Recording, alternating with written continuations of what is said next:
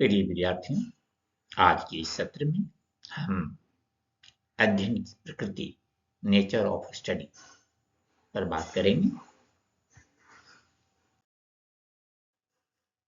अध्ययन का अर्थ किसी विषय, घटना या समस्या का व्यवस्थित एवं वैज्ञानिक परीक्षण करना है। इसके माध्यम से ज्ञान प्राप्त किया जाता है और तथ्यों का विश्लेषण किया जाता है। अध्ययन की जो प्रकृति है, यह वैज्ञानिक और व्यवस्थित प्रक्रिया है, तथ्यों पर आधारित होती है, विश्लेषणात्मक एवं तर्क संगत आंकड़े इकट्ठे किए जाते हैं, निरंतर विकसित होने वाली प्रक्रिया है। वैज्ञानिक प्रकृति, अध्ययन की जो प्रकृति वैज्ञानिक है, इसका अर्थ है कि अध्ययन को वैज्ञानिक पद्धति के अनुसार व्यवस्थित और तार्किक तरीके से किया जाए। उदाहरण के लिए, यदि कोई शोधकर्ता पंचायती राज संस्थाओं में महिलाओं की भूमिका का अध्ययन वैज्ञानिक पद्धति से डेटा संग्रह, विश्लेषण और निष्कर्ष के माध्यम से करता है, तो यह अध्ययन की वैज्ञानिक पद्धति को दर्शाता है, रेखांकित करता है। वस्तुनिष्ठता दूसरी प्रकृति है।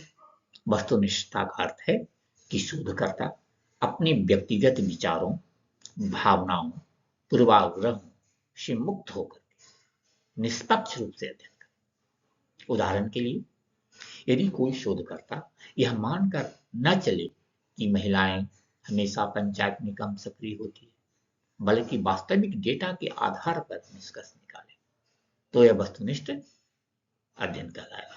परंतु कभी कभी क्या होता है कि शोधकर्ता मान लेते हैं कि ऐसा होता है और फिर उस मान करके उस हिसाब से आगे बढ़ते हैं, क्योंकि माइंडसेट पहले से होता है, तो फिर उसी आधार पर निष्कर्ष निकाल लेते हैं। तो इसमें वस्तुनिष्ठता की कमी होती है। तो वस्तुनिष्ठता के लिए जरूरी है कि पहले से कोई पूर्वाग्रह न हो, शोधकर्ता पहले से कुछ मान के न चले, बल्कि जो वास्तविक डेटा आता है, जो अवलोकन से या किसी भी प्रकार से जो भी तकनीक से डेटा प्राप्त होता है, उसका विश्लेषण करके वैज्ञानिक तरीके से निष्कर्ष निकाले जाए और वो निष्कर्ष निकाले जाए उसी को स्वीकार किया जाए। अनुभवजन्य प्रकृति है। अनुभवजन्य प्रकृति का अर्थ है कि अध्ययन प्रत्यक्ष अनुभव, अवलोकन और वास्तविक तथ्यों पर आधारित। उदाहरण के लिए, यदि शोधकर्ता रीवा जिले की ग्राम पंचायतों में महिलाओं से साक्षात्कार लेकर उनकी राजनीतिक भागीदारी का अध्ययन करे, तो यह अनुभवात्मक अध्ययन होगा। आगे है विश्लेषणात्मक प्रकृति। शोध की प्रकृति विश्लेषणात्मक होती है। विश्लेषणात्मक प्रकृति का अर्थ है कि शोधकर्ता एकत्रित तथ्यों का गहन विश्लेषण करके उनके कारण, संबंध और प्रभाव को समझें।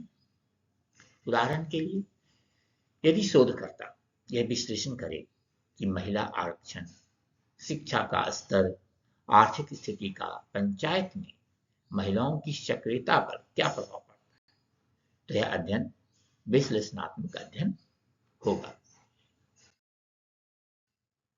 सामाजिक विज्ञान में जो अध्ययन की प्रकृति है, वह सामाजिक व्यवहार संस्थाओं का अध्ययन होता है। समाज की समस्याओं का विश्लेषण होता है।